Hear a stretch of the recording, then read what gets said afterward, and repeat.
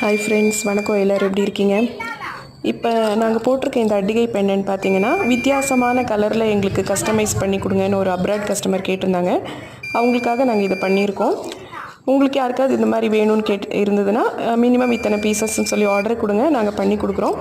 எல்லாமே வித்தியாசமான கலரில் நாங்கள் கஸ்டமைஸ் பண்ணியிருக்கோம். ஃப்ரெண்ட்ஸ், பிடிச்சிருந்தா லைக் பண்ணுங்கள்.